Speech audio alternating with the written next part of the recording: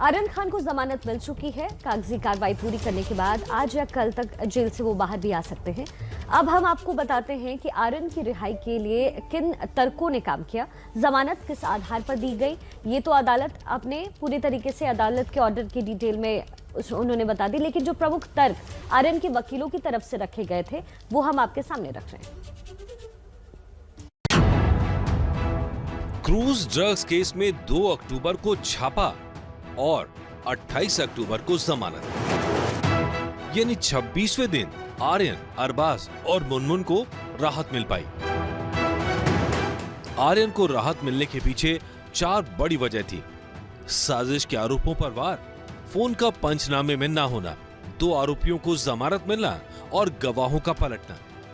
अदालत में आर्यन खान की ओर से पैरवी करने के लिए वकीलों की जो टीम उतरी थी उसके नायक मुकुल रोहतगी ही थे, जिनकी जिरह के आगे अदालत ने एनसीबी की दलीलों को कमजोर पाया और आर्यन खान को जमानत दी।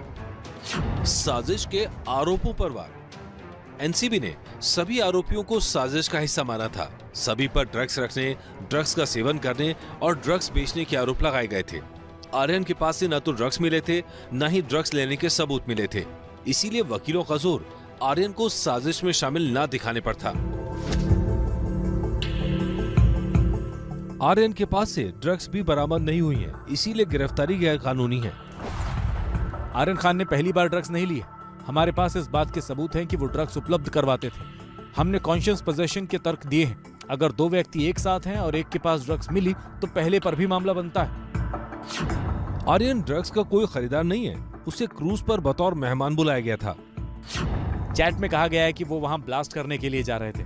चरस को क्रूज यात्रा में सेवन के लिए लिया गया था। वो अरबाज के पास था और ये आर्यन के सेवन के लिए भी था। ये उन दोनों के लिए था। एनसीबी ने यह साबित नहीं किया कि आर्यन ने ड्रग्स का सेवन किया था। आर्यन और अरबाज बचपन के दोस्त हैं। वो एक साथ वहां पहुंचे थे, एक ही कमरे में रहने वाले थे। जहाज पर 1300 लोग थे और आर्यन और अरबाज के पीछे कनेक्शन था। जिस साजिश के खिलाफ आरोप लगाया गया है, यहाँ कोई साजिश नहीं थी, क्योंकि कोई किसी को नहीं जानता था। एनडीपीएस के तहत जमानत पहली नजर में मामले की प्रकृति के आधार पर दी जा सकती है, लेकिन जमानत कोई नियम नहीं है। 6 ग्राम के लिए कॉन्शियस पोजेशन कैसे हो सकता है? उनका तर्क है कि संयोग नहीं होने के कारण ये एक साजिश है। साजिश का अनुमान से कोई लेना देना नहीं है। बॉम्बे हाईकोर्ट में 3 दिन तक इसी तरह बहस का सिलसिला चला। तीसरे दिन हर पक्ष को सुनने के बाद अदालत ने जमानत देने का फैसला किया।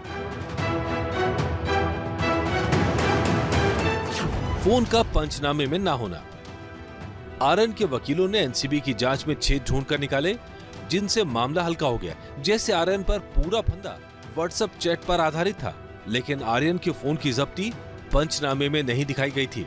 ऐसे में पूरी जांच ही सवालों के घेरे में आ गई। 2 आरोपियों को जमानत मिलना, आर्यन को जमानत मिलने से 2 दिन पहले ही इसी मामले में 2 आरोपियों मनीष राजगढ़िया और अरविंद साहू को जमानत मिल गई। ऐसे में सवाल ये था, एक ही मामले में क्या अलग अलग मापदंड चल सकते हैं? गवाहों का पलटना, एनडीपीएस कोर्ट में जमानत खारिज होने से लेकर बॉम्बे हाईकोर्ट में सुनवाई तक बहुत कुछ बदल गया है। मामले का एक गवाह प्रभाकर सैल पलट चुका है। उसने पूरे मामले में दूसरे 2 गवाहों और खुद जांच अधिकारी समीर वानखेड़े पर अवैध वसूली के आरोप लगाए। दूसरा गवाह किरण गोसावी धोखाधड़ी के मामले में गिरफ्तार हो गया है। तीसरा गवाह बीजेपी नेता मनीष भानुशाली अब तक लापता है। खुद जांच अधिकारी के खिलाफ विजिलेंस जांच शुरू हो चुकी है। ऐसे में आर्यन की जमानत का केस मजबूत तो होना ही था। क्रूज ड्रग्स मामले में आर्यन खान को जमानत मिल गई। अब जेल से बाहर लाने की औपचारिकता पूरी करनी है, लेकिन दूसरी तरफ एनसीबी के जोनल डायरेक्टर समीर वानखेड़े की मुश्किलें बढ़ती जा रही हैं। खुद को घिरता देख उन्होंने कोर्ट की शरण ली है, जहां से उन्हें फिलहाल राहत मिल गई है, लेकिन मामला अभी और पेचीदा होने का अंदेशा है। आर्यन खान जेल से बाहर आने की तैयारी कर रहे हैं, लेकिन उनकी गिरफ्तारी के वक्त एक टीम की तरह काम करने वाले 3 चेहरे अब खुद आरोपों में घिरे हैं। इतना ही नहीं, ये एक दूसरे पर भी आरोप लगाने लगे हैं। समीर वानखेड़े, केपी गोसावी और प्रभाकर सैल, ये 3 नाम बीते 25 दिनों में सुर्खियों में रहे। ये अब भी चर्चा में है, लेकिन दूसरी वजहों से।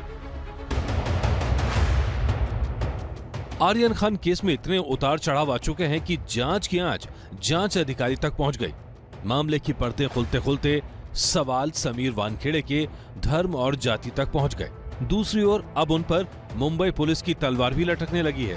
जरा गौर कीजिए, इस केस से जुड़े अलग अलग किरदारों की भूमिका 25 दिनों में कैसे बदल गई। समीर वानखेड़े ड्रग्स केस में आर्यन को गिरफ्तार करने वाले एनसीबी के जोनल डायरेक्टर समीर ने अनहोनी का अंदेशा होने पर अदालत का दरवाजा खटखटाया है।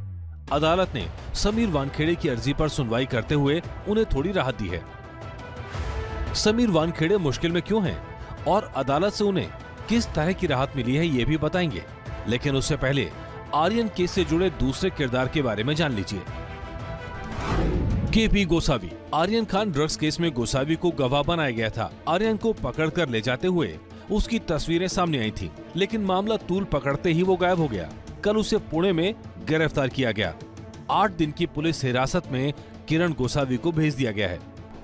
आर्यन केस में एक और गवाह प्रभाकर सेल की कहानी भी जान लीजिए। गोसावी के बॉडीगार्ड प्रभाकर सेल ने जो आरोप लगाए हैं उसे उस टीम में ही सेंध लग गई है जो आर्यन की गिरफ्तारी के वक्त सक्रिय थी। प्रभाकर ने अदालत में हलफनामा देकर वसूली का आरोप लगाया और आरोपों के घेरे में खुद समीर वानखेड़े आ गए। प्रभाकर ने समीर को जांच टीम से ही हटाने की मांग कर दी। एनसीबी ने समीर की जांच के लिए विजिलेंस टीम बनाई जो अब मुंबई में हर किरदार का बयान ले रही है, जिसमें समीर वानखेड़े विजिलेंस टीम को बयान दे चुके हैं। वसूली के आरोपों से घिरे वानखेड़े ने इसलिए हाईकोर्ट का रुख किया है। उन्होंने पुलिस की जांच के खिलाफ हाईकोर्ट में अर्जी दी। कोर्ट ने उन्हें राहत देते हुए कहा है मुंबई पुलिस को समीर के खिलाफ कोई कार्रवाई करने से कम 3 दिन पहले जानकारी जरूर देनी होगी। समीर वानखेड़े के कोर्ट जाने पर महाराष्ट्र के मंत्री नवाब मलिक ने चुटकी ली है। कुछ दिन पहले पुलिस के पास गए थे कि मुझे फंसाया जाएगा। उससे पहले मुंबई कमिश्नर को उन्होंने लिखा था कि मुझे बॉडीगार्ड दिए जाए, प्रोटेक्शन दिए जाए। ऐसा क्या हो गया कि 1 हफ्ते के भीतर जिस पुलिस से वो प्रोटेक्शन मांग रहे थे उसी से उनको अब डर लगने लगा है। हमें लगता है फर्जीवाड़ा जिस तरह से सामने आ रहा है, उन्होंने जो करतूत किए हैं उसी का डर उनको सताने लगा है। वानखेड़े पर वार की सीरीज में ताजा हमला उनकी पहली पत्नी के पिता डॉक्टर जाहिद कुरैशी की ओर से हुआ है, जिसमें समीर और उनके परिवार के मुसलमान होने का दावा और मजबूत होता है। 4 साल से हम लोग जानते थे उनको, 4 साल तक हम लोग जानते थे, 4 ईयर से। निकाह के दौरान भी निकाह के पहले मालूम था, 4 साल से मालूम था दे आर मुस्लिम। और हम लोग ऐसा है, जब 4 साल से हम लोग जान रहे हैं कि मुस्लिम है, तो 4 साल से हम लोग जान रहे हैं कि मुस्लिम है, तो मतलब कैसा कहेगा जी, हम जब मुस्लिम है तो वही शादी करेंगे ना। जी जी वैसे शादी नहीं करते। सर अभी we know that he are Muslim, sir अभी their whole family are Muslim. आपको लग रहा है झूठ बोला कि रोजा रखते थे, रोजा रखते थे, नमाज भी पढ़ने जाते थे। समीर वानखेड़े हिंदू हैं या मुसलमान, इस सवाल को लेकर अलग अलग दावे हैं, लेकिन सवाल धर्म के साथ साथ उनकी जाति पर भी खड़े हुए हैं, क्योंकि यूपीएससी की परीक्षा उन्होंने एससी कोटे से पास की है। अगर समीर मुसलमान है तो आरक्षण का फायदा उन्हें नहीं मिल सकता।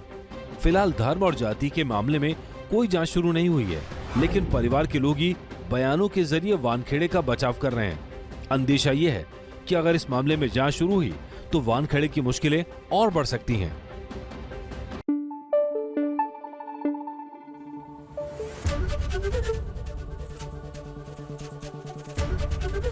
एबीपी न्यूज आपको रखे आगे।